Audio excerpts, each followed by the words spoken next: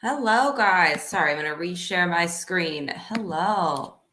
Let's do this.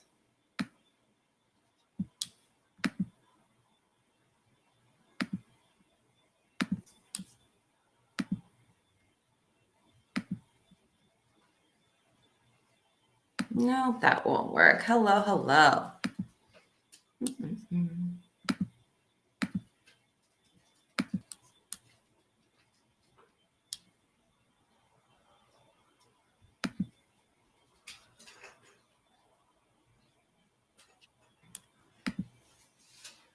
Okay, hi guys. We are going to get started here in just a little bit, but we're going to try to use something new today. So we're going to be using this Mentimeter site. So if you can just start answering our warm-up question there, you can either go to that website and enter the code. It works on your phone too. So if you have that handy, you can also scan the QR code.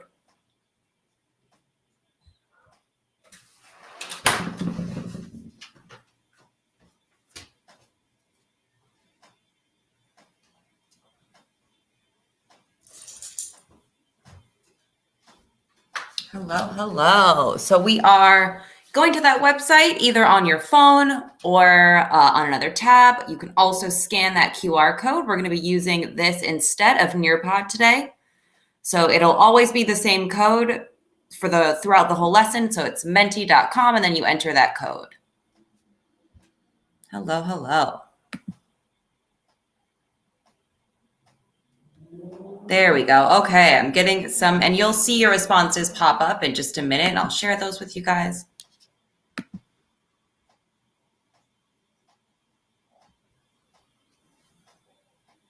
Give everyone a few minutes here to get to join and go ahead and put their answers. Okay, people are feeling all different moods today.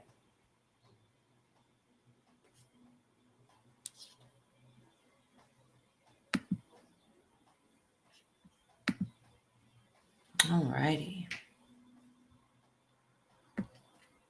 Give everyone just a minute or two to jump in here, but thank you for those of you that have already responded. Looks like we're feeling weird, tired, decent, good. I'll take it. Okay. I like weird. I kind of understand that. I sort of feel weird. I'm with you.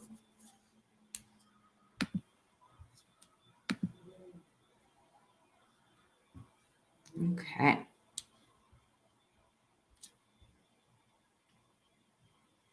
All righty. I don't know if you guys are also on spring break, but perhaps you are. So maybe you're feeling a bit more relaxed than normal, or maybe you're going to be starting one. So you're getting excited. You're bummed it's over. One of those emotions.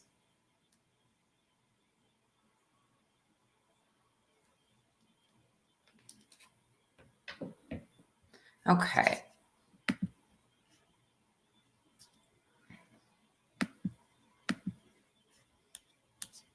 Alrighty, so mostly it looks like most people, I'll show you the word cloud here for our next ones in a moment, but that produced a word cloud on my end. Hello.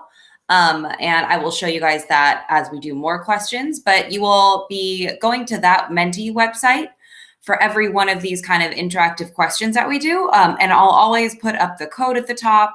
I'll also put that QR code. And it works, the whole website actually works super well on your phone. So if you have it out already, just to scan that QR code, you can answer the multiple choice questions there. The typing might be a little annoying, but I'm sure you guys are fast texters. You can also just pull it up on another tab as well. So any of those options works for me. Okay. So yes, looks like we're tired, decent, okay, good, sleepy, stressed. So most of our answers are here, but we're going to go back and forth. Okay. So let's get started. So we are going to be doing Unit 5 for Fiveable, which is agriculture. So looking at all of those terms, we know there's going to be lots of definitions and also lots of different types of agriculture. Hello. So we want to make sure that we're practicing identifying which goes with which, and we'll do a lot of practice with charts. I gave you a lot of charts coming up and stuff like that to help you kind of sort our information and remember which goes with which. and kind of which goes with LDCs, which with MDCs, all of the above. So there'll be lots of charts in here and ways to keep our info straight. Okay, again, we're being recorded on the Mentimeter website that we're going to be using for this class. It's all anonymous, so don't worry about anything you're typing or writing. Your name does not appear. Okay, once again, that's our schedule. I think we might have been thrown off a little by our date today because it's just a Saturday. It's at a different time than normal. Just make note that our next one is next Saturday at 2, so a different time even, but that kind of threw me off too, it being on a Saturday, or what is it, Saturday? Yes. Thank goodness it's not Sunday. Okay, those are our trivia dates again. Got one tomorrow. All right, so here we go. So agriculture, rural land use, patterns, things like that. And you won't need the Mentimeter site until I pop up with another question. So don't worry about trying to log into that right at the moment because you won't need it until I put another question up. Okay, sorry, I'm trying to go between tabs here. All righty. So let's get rolling. We are going to be looking at how people's culture and the resources influence what they eat and why they eat it, where they live, how that coincides with what they consume and why they consume it. And we'll look at a lot of changes agriculturally. So looking at some of the very early developments of agriculture and those early agricultural hearths. We'll look at the 3 agricultural revolutions and the impact on the world today. There will be a code for the slides, Andy, but I just noticed the comment in there. So with us using Mentimeter, there will be a code for the Mentimeter questions afterwards, but I'm also happy to give you just my Nearpod as well. But if you're looking to go back to do the activities and stuff like that, they're going to be on this Mentimeter website. Okay. And I'll give you guys all of those links there at the end. Thank you for reminding me. All righty. So here's some of our vocab. Again, we're going to do a lot of practice talking about the different types of agricultural practices and making sure we know what are the characteristics of each and then what goes with what. All right, so to start, just a quick reminder of some of these measurement terms that we actually looked at before. And we're looking at the difference between all the different types of densities and how we kind of measure and discuss land and food scarcity and food production. So we've got the 3 types of densities there. We've got arithmetic, where it's just a straight number measurement. So how many people are there in a place? We have the one where it looks at how many there people are there in comparison to how much food is being produced. And then we have agricultural density, which is looking at how many farmers are there per people, basically, or per arable land, I'm sorry. So I'm going to put up a new Mentimeter question. So we're kind of going back and forth with it. 1 second. There we go. It's a little bit confusing trying this new thing. Okay, so you're going to go to the same website as before. Hopefully you already have it up. And what I want you to do for this one is you're going to just slide over. There's really only 2 choices. So you're going to read the sentence and then you're going to slide over which one you think it applies to. So for that first statement, best for food supply calculation. So which density would you use if you were looking at a food supply calculation? And so once again, you can go to that website or you can scan a QR code, anything like that.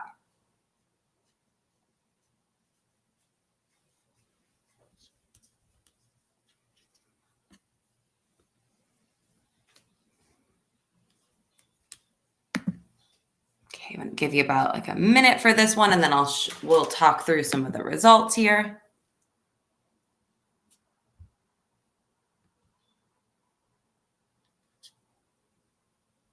Looks like we're debating a little bit.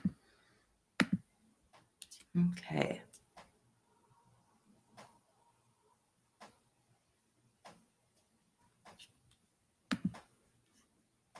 Okay, it looks like some people were kind of in the middle. We weren't sure. I can see your answers jumping all over. I'm going to try and share that screen now. I kind of have to go back and forth, which is a little bit annoying, but it's worth it, I think. I get to wave briefly to you and then I'll share this. Okay, so now we can see. Okay, so you can see your answers even jumping around. It looks like we're not totally sure on which is which. That's fine. Keep guessing there for another moment.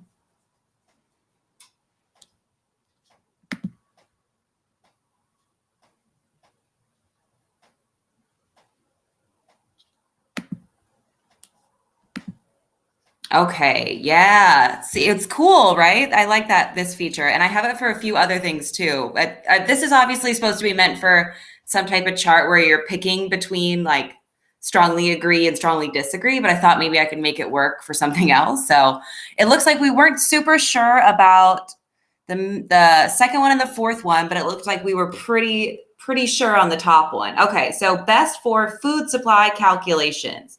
Yes, I would definitely want to use the, I can never say the word, physiological density, which is the one that is much more concerned about how many people can be fed with what the food supply actually is. So that one is definitely correct if you were all the way over on the right there.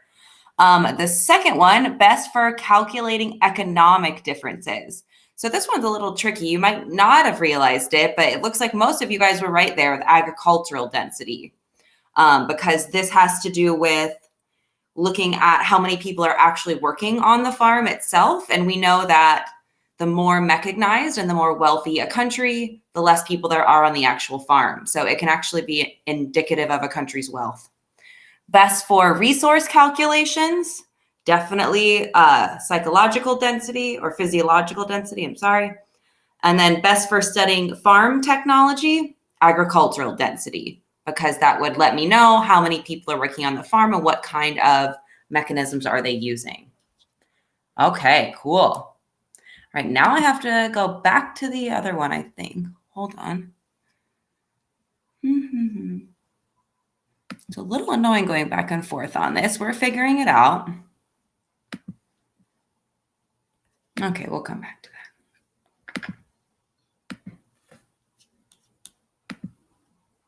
Every time it makes me reshare. All right, well, we're trying it out. We're figuring things out.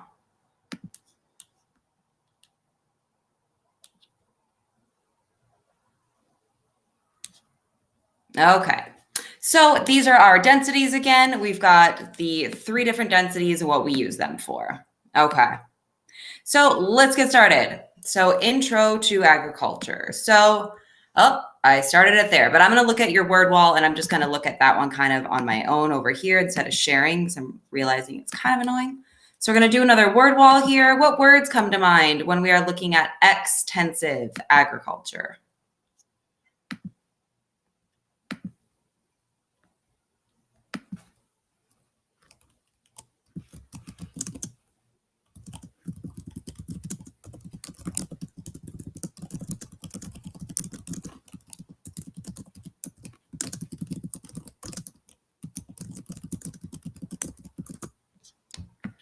Alrighty, let's get some answers in there. So what words come to mind? Okay, people are saying land, labor, large. Okay, what else do we think of when we think of extensive agriculture?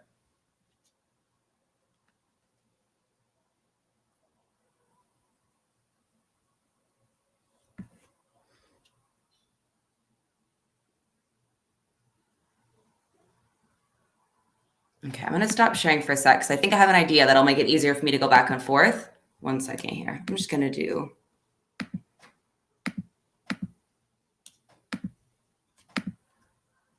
We'll do this and then we'll just go back and forth. Okay, so now if I pop over here, hopefully you guys can see the words. Whoa, okay. So people said developing countries, less labor, cattle, sheep cared for. Okay, I'm definitely seeing, and so the larger the word, if you haven't used one of these before, the larger the word, the more people are saying it. So it looks like a lot of people are saying land, lots of land, more land. That's popping up a lot. Lots of labor.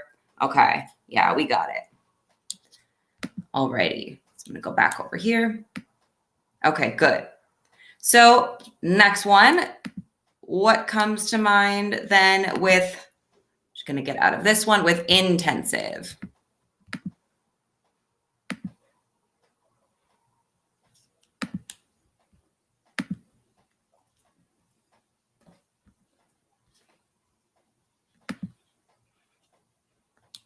Okay, let's fill up this word wall.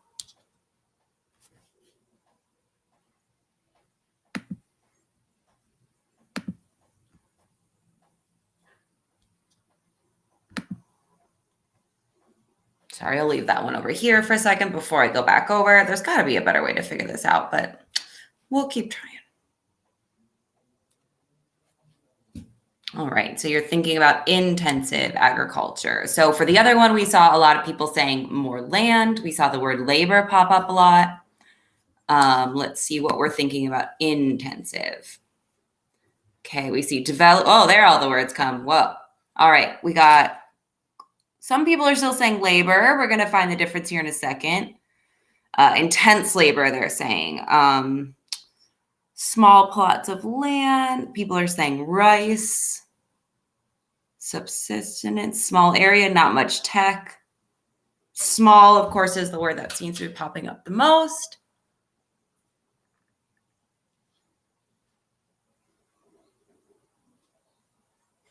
Okay, that sounds good to me. You guys are on the right track. All right, let's go over here. Okay, so we're going to look at those different types here in a moment. So we know agriculture, just in its definition, the deliberate modification of Earth's surface through the domestication of plants and animals. So we're going to look at both of those and all the words surrounding it.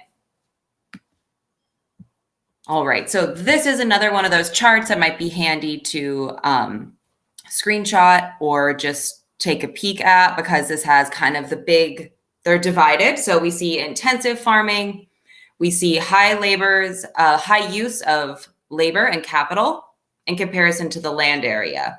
So in intensive farming, small land area.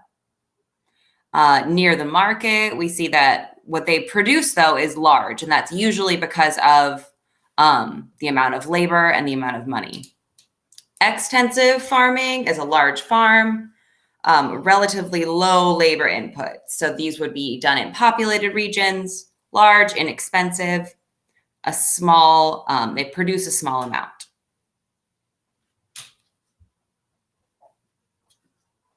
Just gonna go back and forth just to make sure. Okay.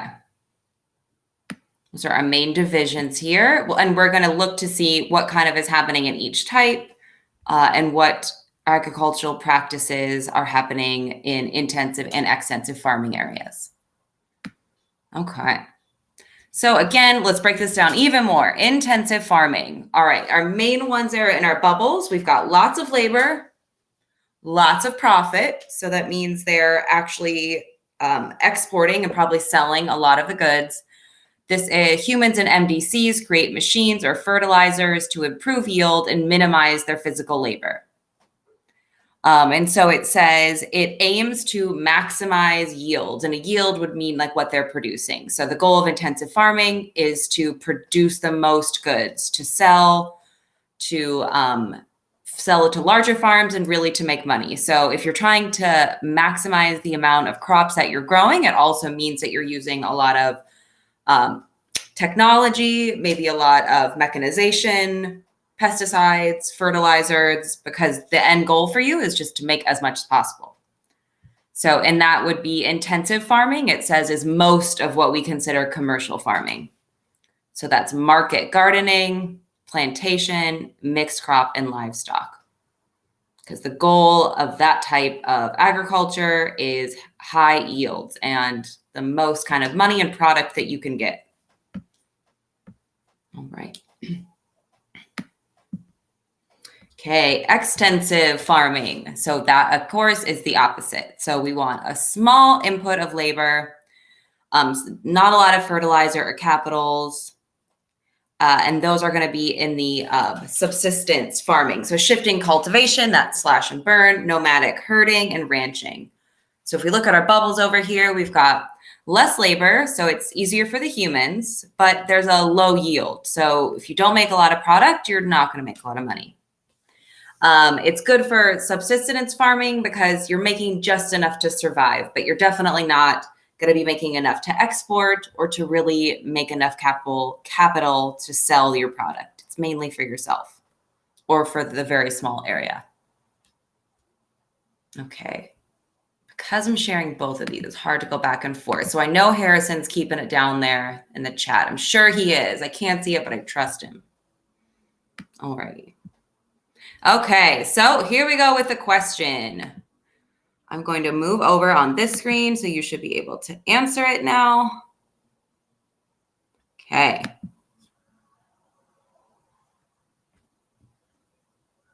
So which is not a form of subsistence agriculture? Let's see what people think. Doesn't give you lots of time, but we can do this. And again, that code is at the top of my screen here if you hadn't already gone to it or needed to type it in again. It's going to be the same code the whole time.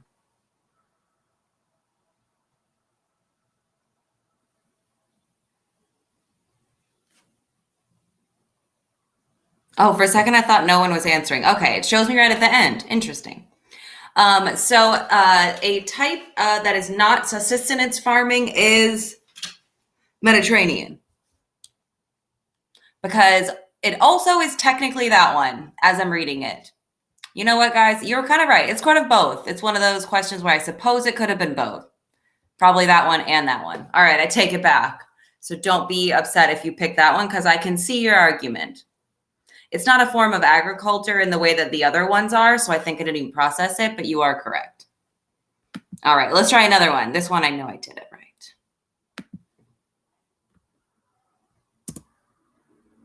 Okay, let's try this one. I did this one right. I trust myself on this one. All of the following are aspects of commercial agriculture except.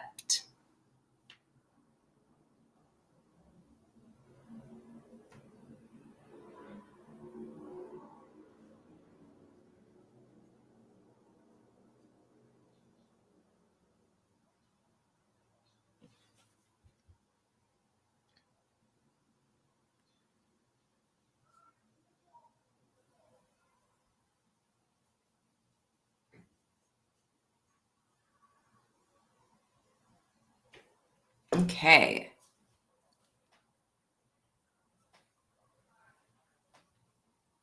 I feel like it's not picking, I don't even know what it's doing because I didn't pick that one. Okay. Small percentage of the workforce is engaged directly in agriculture. No, it's not picking the answers that I put are as correct. I swear I did this right. So the correct answer to this one is the one most of you picked. There is a little relationship to the other businesses. This I'm blaming on Mentimeter because I wrote in all of these questions similar to the last one. So I'm blaming them. But yes, if you pick this one right here in the middle, there is little relationship to other businesses. You are correct. It seems like it's just tricking me. All right, we're going to try I think this one should show up as short answer. Okay, so this one is a longer one. It's part of an FRQ. So let's just see if we can practice this one. And then I'm going to show you the rubric as well. So I'm going to go over to it on this slide, but I'm going to leave it here. So it's just describe basically one economic difference between subsistence agriculture and commercial agriculture. So this is part of an actual FRQ. So let's actually just see what we get here. And then I'm going to put up the rubric. We can definitely talk through some of your answers. So you've got about a 3.5 minute timer.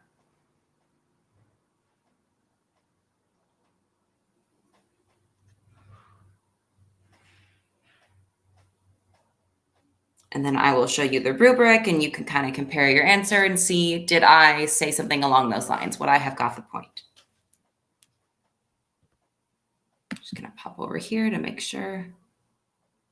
Yeah, there's not tons of time for the short answer. Okay, good. Okay, I can see people are live over here in the comments. All right, good.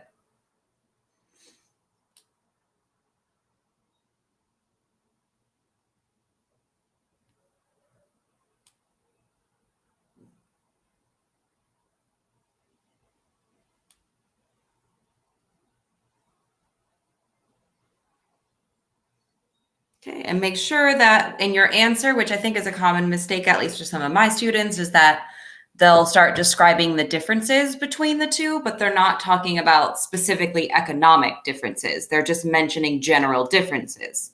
So make sure your answer has something to do with economics. So you're not talking necessarily about all the things that are different between them, just the economic differences. And there's lots that you could say. So we'll see when you see the rubric, there's lots of different options you could say. I know this isn't tons of time, but again, you'll be able to go back and to do these on your own afterwards. So if you want to take more time or want to try again, they'll definitely have that up there.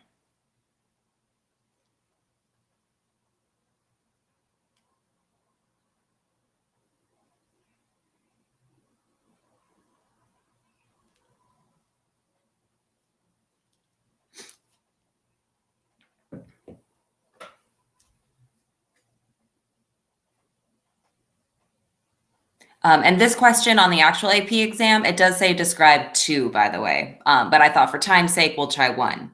But this question on the AP exam, again, it actually said discuss two economic differences. I thought we would just stick to one for right now.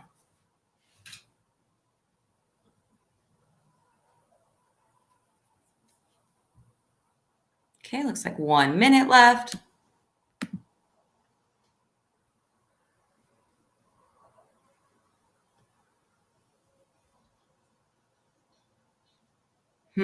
I'm seeing what people are saying. I don't know that. Yeah, you should be able to keep scrolling. I'm not sure.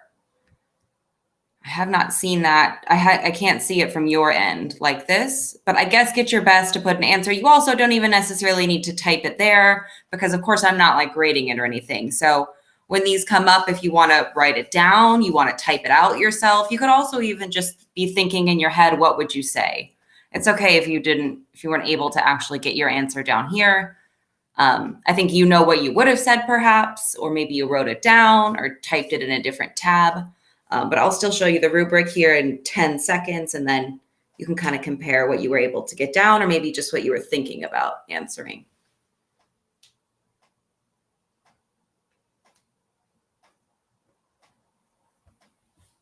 Okay, these are great answers here. Okay.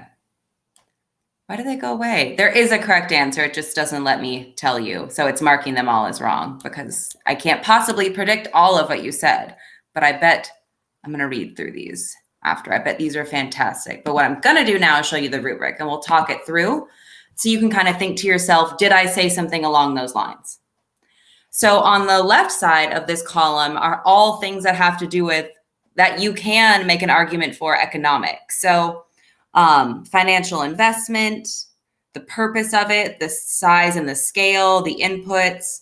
You could make an argument economically about gender even. It would be a little trickier, but you could definitely pull from some of these for sure. So definitely level up economic development, financial investment, inputs, and then any of those things in the two columns is what you had wanted to say. So for example, if I was talking about the differences in the economic purpose, I could say subsistence farms are to sell, it's for market, for surplus, and if I eat, it's mostly for me, but then I'm able to sell a little bit of surplus, so I'm making less money economically, but I'm providing for myself, whereas in commercial agriculture, it's a lot more money for trade, for profit. There's lots of things you could have said.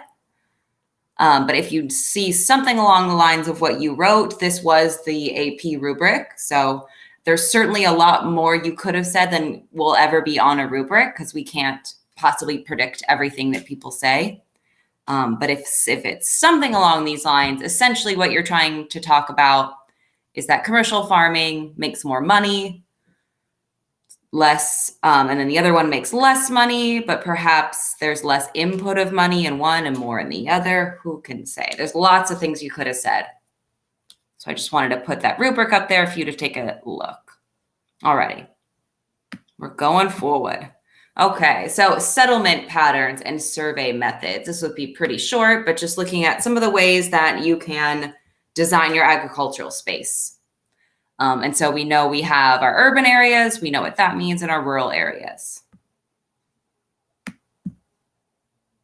So this comes up occasionally with settlement patterns. We're looking at the differences between clustered, dispersed, and linear. These are just styles and the ways that you can design your landscape agriculturally.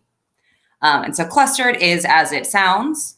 It would be agricultural settlements or cities clustered together. So that would be close together. And dispersed, it says those are usually found in mountain areas. And linear, seen alongside roads. Geographic features like a river. So linear would be like along some sort of line, like the picture in the top right. We have dispersed and then clustered.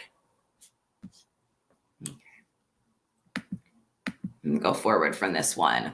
Okay, we'll look at agricultural origin. So this is some of the hearths and those things like that. So early agriculture existed in the form of nomadism rather than sedentary farming like is most common today. So basically that means in early agriculture, it was much more on the move. So people didn't just stay in one area with their plot of land growing one thing. You were moving with the weather, with the livestock, with the climate, and just a much more transient style of agriculture than that we have now. Alrighty.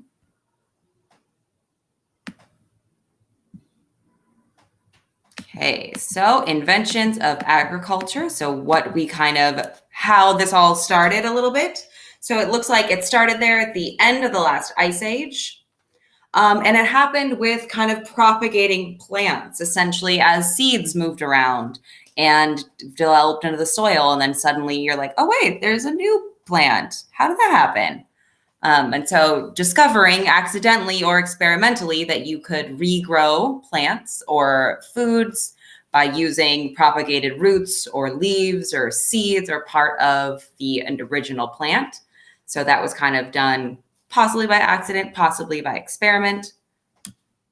And then suddenly agriculture and all these different crops start to crop up here that we'll see started in different hearths in different places in the world.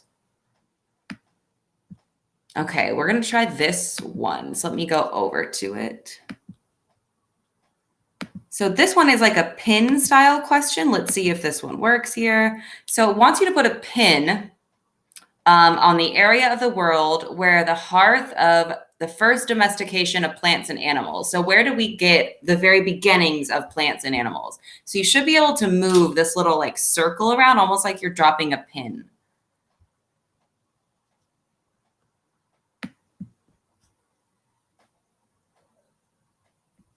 Oh yeah, I'll open the Q&A. Sorry.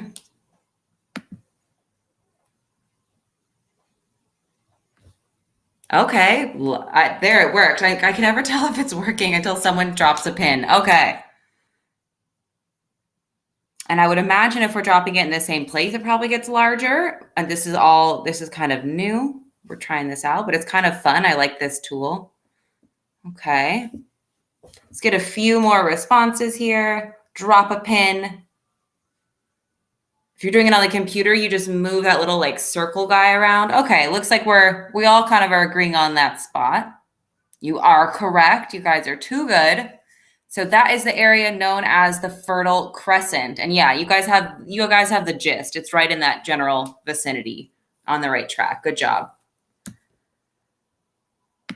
Okay, so yes, that area exactly where you're all picking there, that is the Fertile Crescent, and that is the first area of domestication of both plants and animals, as well as several other hearths for different crops around the world. So we'll look at a map of those. So these are some other hearths. So everywhere in that green color was a hearth of some sort of original livestock or crop. And then you can see the way they dispersed and diffused with those blue arrows there.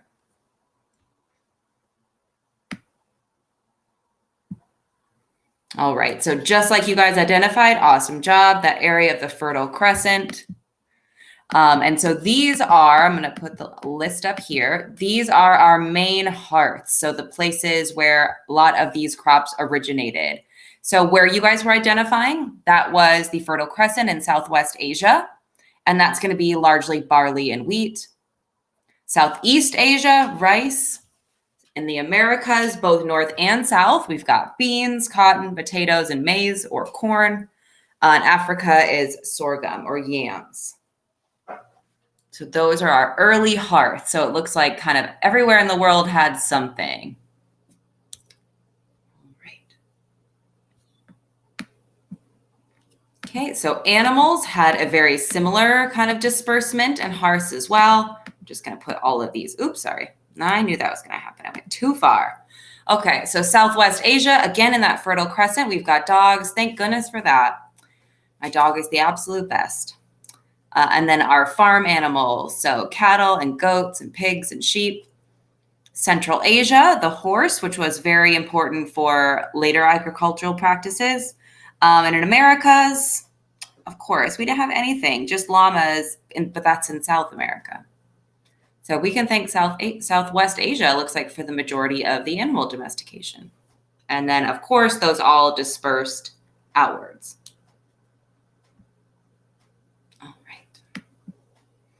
All right, so then we have, how did these goods then start to transfer and start to move from their hearths? So it looks like we've got the Columbian Exchange. So this is the exchange of all of these goods that originated at their hearth, so people could have new things and we could spread and exchange. And this was, of course, named the Columbian Exchange for Christopher Columbus, with this idea of international travel and bringing goods with you. Exchanging ideas and foods and animals. And so it go from the old world, which was Europe, Asia, and Africa, over to the new world in the Americas. And they bring with them all of their animals and their food products and take away all of theirs. And, it's a rotation. Okay. So some plants that were transferred from the new world. So that would have been the Americas. We've got chocolate, corn, vanilla, pineapple. And then from the old world, what did we get from Europe and Asia? Rice, sugarcane, wheat, bananas, broccoli, carrots, and a big one there at the end, especially for other types of agriculture, is coffee. So we can thank the old world for a lot of those good foods we know and love. All right. Animals, let's see what went back and forth. All we really bring to the table is our turkey. The old world brought all the other traditional farm animals. So the cattle, the chicken, pigs, horses, sheep.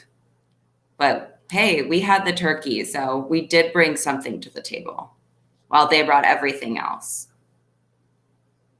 Okay.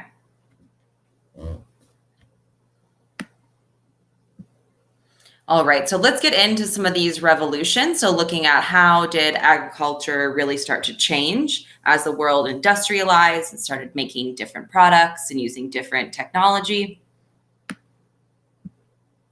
Okay, so we've got our second agricultural revolution, which is kind of the main one, industrial revolution, around the same time, late 1700s.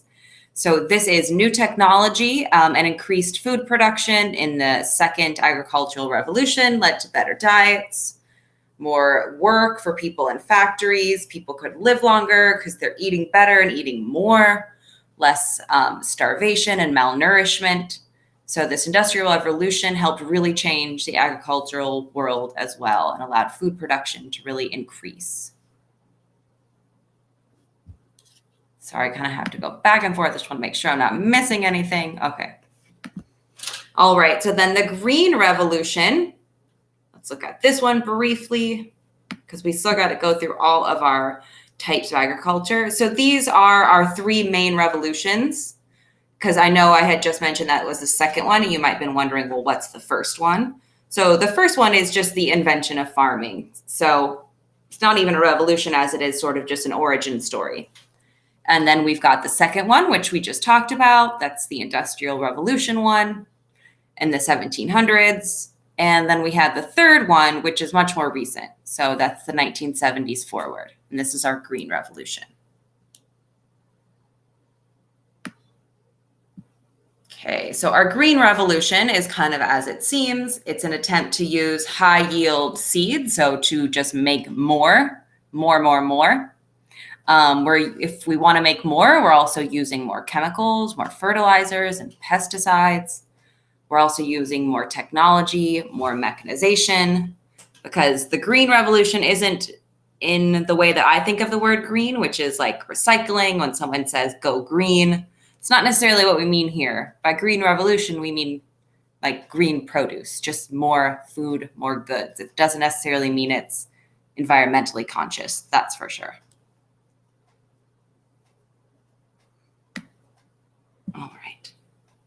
All right, we're back to some questions. Let's give these a whirl. I'm gonna go over.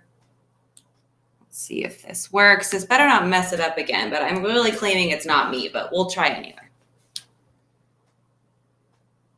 So this one is, where did the second agricultural revolution first take place?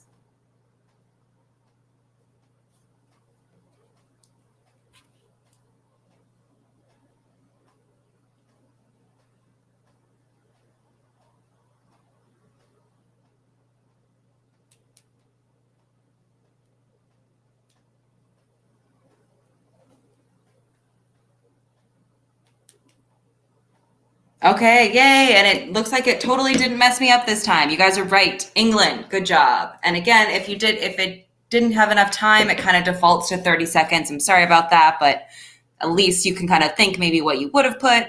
England, yes, good job. Okay.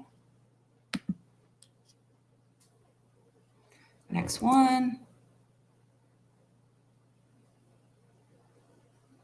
All of the following were effects of the second agricultural revolution, except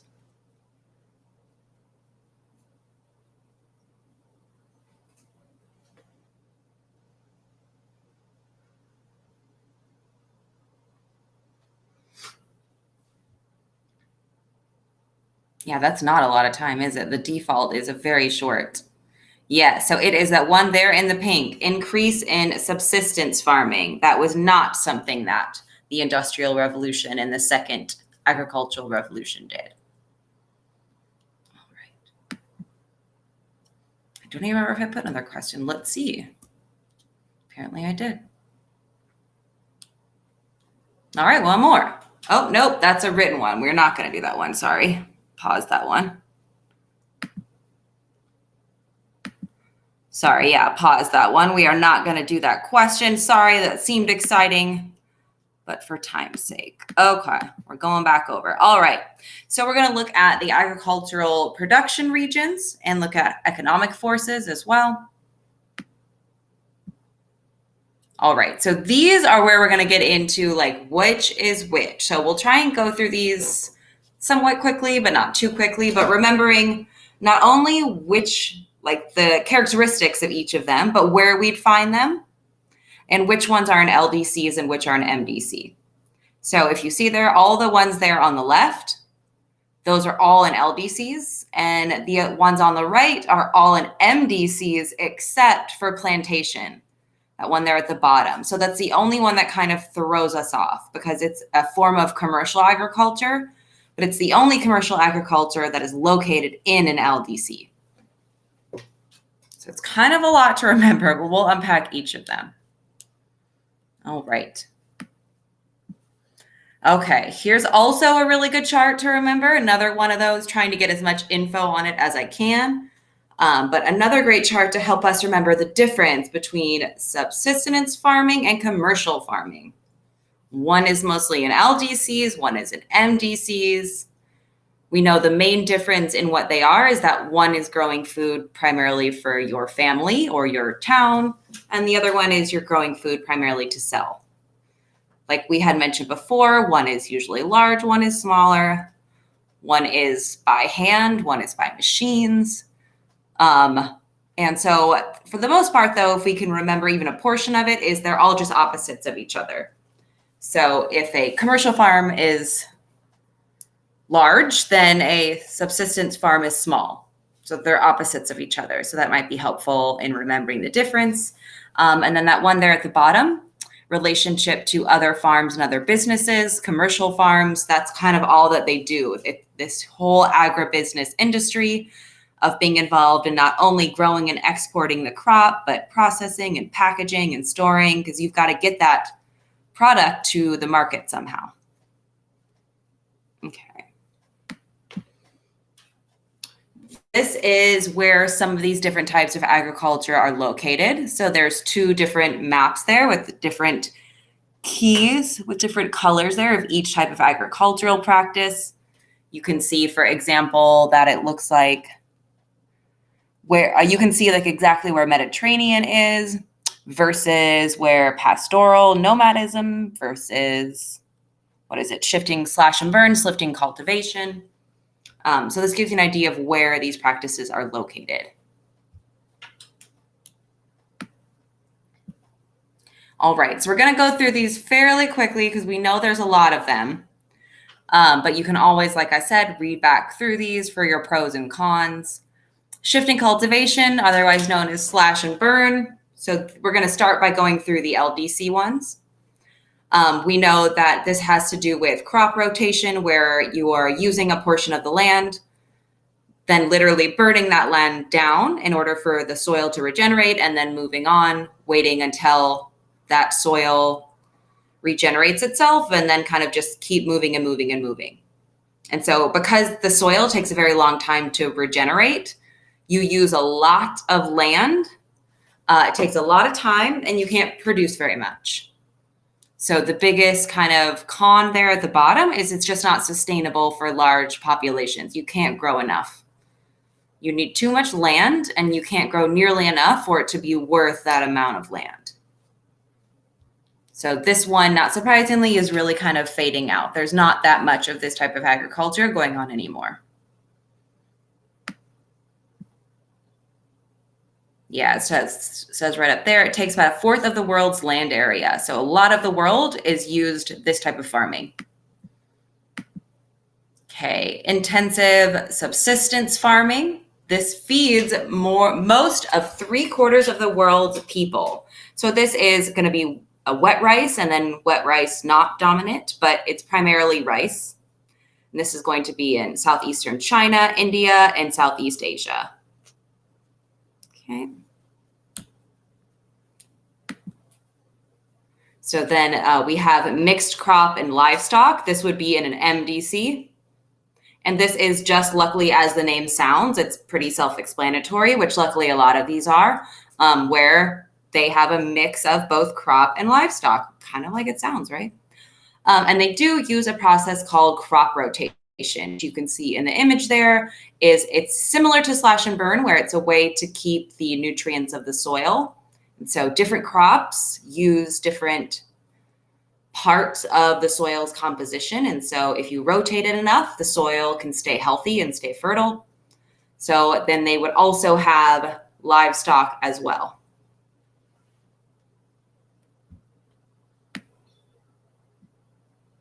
Okay, dairy, again, as it sounds, it's dairy farming, so cheese, butter, and milk. So it's not for the beef of the cattle, it's for the byproducts.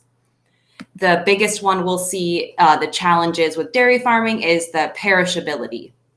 So because most dairy products would spoil or perish very quickly, we know from one of the models we'll look at in a moment here, you have to be very close to the market. It's very labor intensive, requires a lot of people and time and money, but it sells for a lot as well. You can sell butter and cheese for a lot more money than you can some of the other crops. And so although it costs a lot and it's a pretty intense job to have, you can make a good amount of money doing it.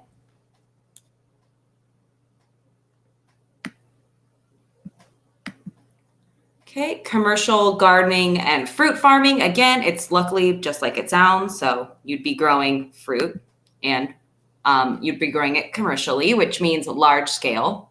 They also sometimes call this truck farming, basically because you need large trucks to really make this worth your time, because you're going to be taking very high yield amounts from this field. So it says most of the fruits and vegetables are sold fresh to consumers. Or sorry, not most, some, but most are sold to large processors for canning and freezing because, again, of the perishability of fruits and vegetables. Sorry, just went back and forth really quick. Yeah, we're going to go through the rings in a moment here. We're going to do that kind of pin activity where I'm going to have you guys place pins where each of the different types of agriculture is, so you'll get a chance to practice that question you asked about the rings. Grain farming, again, somewhat like it sounds. This is going to be for barley, oats, wheat. It's primarily for human consumption. It's very mechanized. So although it might be a very large farm, it requires very little people. It's mostly sold, like it says, to cereal companies for bread. Heavily mechanized, because otherwise this would be an incredible amount of labor. It's very large areas, but doesn't actually require that many people. These are exclusively in MDCs as well. Okay, Mediterranean agriculture. So these would be in Mediterranean climates, which are primarily on the water, on the west coast of continents because of the leeward, windward, wind patterns. If you take earth science, you know what that is. And it has to do, with the wind pattern. So we've got primarily olives and grapes. Those are the two main crops coming out of Mediterranean agriculture because they sell for the most money, especially because grapes are used for wine making in particular. All right. Okay, we're flying through these. We got ranching. Okay, this would be over a large area. So this one is a little bit tricky because it requires so much space.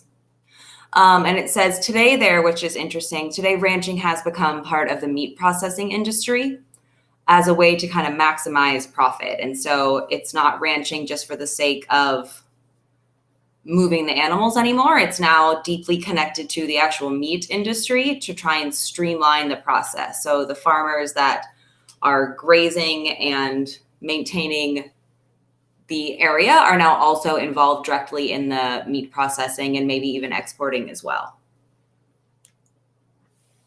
Okay. And our last one there, plantation. Oops, sorry, going back. So remember for plantation, though, that it's the only type of commercial agriculture that is practiced only in LDCs. So that one we want to remember since for at least the last, 50 to 100 years-ish. So these are going to be farms that specialize in only one or two crops, and which are pretty much always cotton, coffee, sugarcane, tobacco, and rubber. Those are the plantation crops. It's in tropical areas. And it is in LDCs, but I guess the twist is that it's owned by people in the MDCs. So not surprisingly, it has a long history of being very exploitative. All right. Okay, so let's try this question. You're going to drag it over, once I move this over here, once this lets me do it here.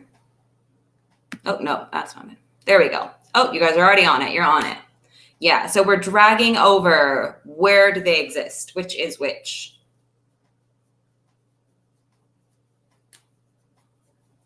Looks like we're not sure about plantation or Mediterranean. The other ones we seem pretty sure on. Okay. Give you another minute or two to slide those guys over. Ooh, okay. We're right in the middle there with some of them.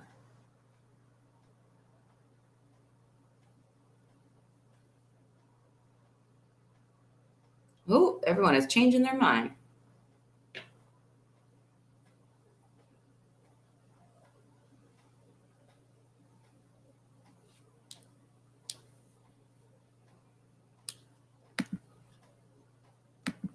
Okay, so we've got, I'm just going to go through these quickly so we can get to our rings. So mixed crop and livestock, that's MDC, plantation, LDC, Mediterranean, MDC, shifting cultivation, LDC, pastoral nomadism, LDC, intensive subsistence, LDC, LDC, dairy farming, MDC, and grain farming, MDC. Okay, it's interesting when they're in the middle because then it tells me like we're people are half and half. Okay, all right. Okay, so the last, or like getting to the last part here is that this idea of agribusiness, which we'd mentioned before, and this is kind of just the idea of streamlining the supply chain in order to connect the entire process. So from the very beginning of the growing of the crops to getting it into your household. So, and it's as much of this supply chain that you can own is where more money is made. And so some of these very large corporations are owning now almost the whole chain. So if you own not only the farm and where it's made, and then the trucks that take it to the processing plant, and then you also own the processing plant, but then you also have your own line of just like chicken products that you sell to another store. You would make the most money the more parts of this that you own. And so these small kind of family-owned businesses are having a harder time making any money when now it's one company that owns not only the farm, but all parts of this chain. And so these larger corporations are taking over all of it. Okay, so we're going to get to this model I know we all secretly kind of love. We'll talk through this one quickly, but we're going to do this together. So we're going to start here. So I'm going to ask you, once I move this over, to drop a pin where forestry would be.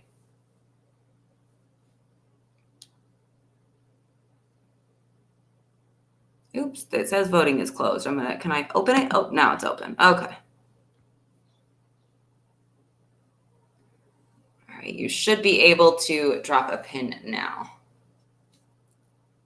Where would forestry be located?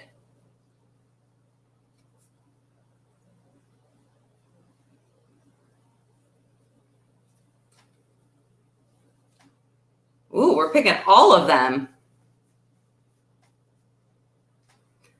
And so it's forest, like that might have been confusing perhaps in the phrasing, but by forestry, I mean like where lumber is happening, not where there's actual like forests, but where the industry of forestry is. So where lumber is being produced and transported, that's what I mean. So not necessarily where like an actual forest is, if that's what you were thinking.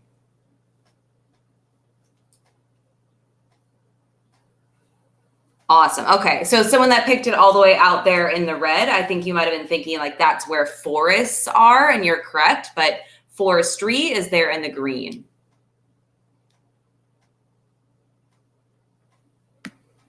Good. All right, let's try this next one. Where would dairy be? I'm just going to go over. Where would dairy be?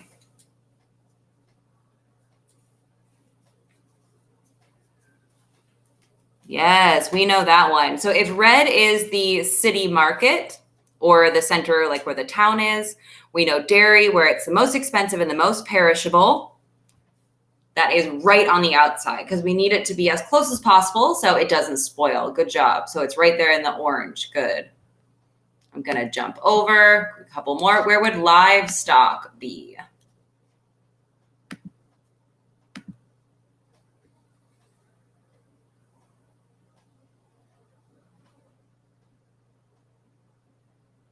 Yes, great job. I'm sorry, I'm going to go through these a little faster here at the end, but you are right, everyone. It is in the blue there because livestock need a lot of land to graze, and the only area that's cheap enough with that amount of land is going to be out there in the blue at the outer ring. Great job. Okay, and one more. Where is grain? I think we can process of elimination. This one, I bet.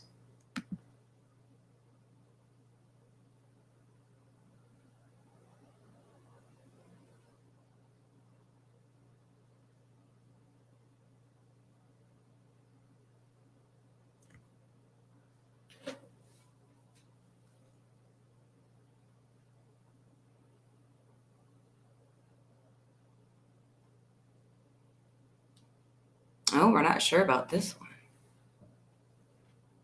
Yeah, I think I might have said the wrong color earlier too for that one. Okay, yes. So 1 second here. All right, so we've got the city center in the the center.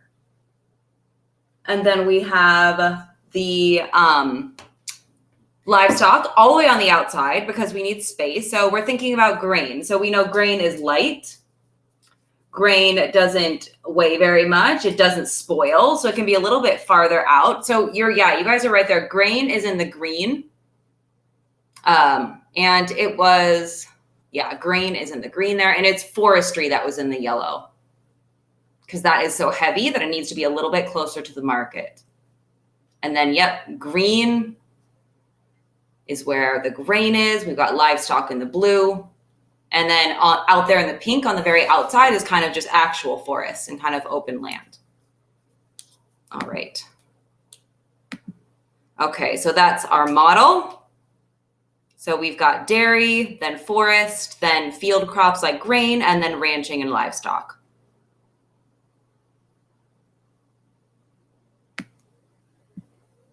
Okay, so we look at his model because it helps us think about where would proximity of crops to be, but it also helps farmers compare the cost of land with the possible money that's made from the products, and it helps them to some extent decide where should I place my product so I could make the most amount of money by paying the least amount of money for rent and making sure that I'm maximizing the perishability of my product to make sure that I can actually get it to market and to sell it.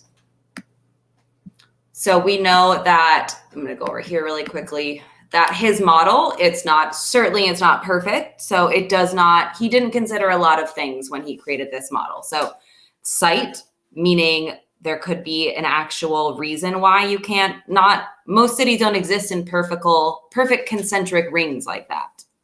So maybe there's a river in the way, or there's an area that's not arable, or there's not great farmland there, or mountains. So not every city can set itself up like this.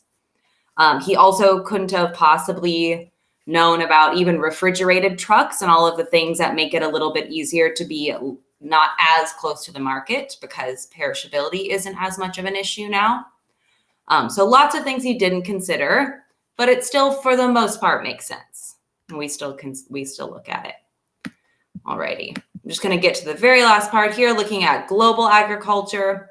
This last part here just has to look at why everyone is continuing to kind of specialize in what they are producing in order to kind of create these distribution networks and to make sure that everyone has a constant supply of what they want, and they're able to create something called a commodity where you might be the only country that really makes this or exports this. So countries can start to specialize. But if you do that, you come very dependent on other countries, because if you are only growing your one product, you now become reliant on everybody around you to import the things that you are not making. And so although countries like to specialize, it can be a scary situation. Okay. And I think it'll so our last part here is, I'm going to leave it right here with some of our consequences of all of these practices. So some of these negative things that can happen. So we've got pollution, desertification, soil alienation, land cover change, and conservation efforts. So although each country is starting to do their own thing, and we are looking for efforts to stop using so much fertilizer, to find more environmentally sound ways of using our land, we still are running into many of these issues for sure. Okay. I'm going to jump over here. So I'm going to give, Harrison said he's going to answer all of the questions in the forum. And I'm also going to send him your responses to that short answer question that we did. So if he wants to discuss your exact question, or if you want to ask him, was my answer good? What do you think I should do? I'm going to send the responses to him. So feel free to go ahead and hop into the forum if you'd like. And Harrison can give you more feedback. And then other than that, I will see you guys next, Saturday at 2:00. Yes, thank you, Harrison. Thank you for holding it down there in the chat. And you guys have a great day.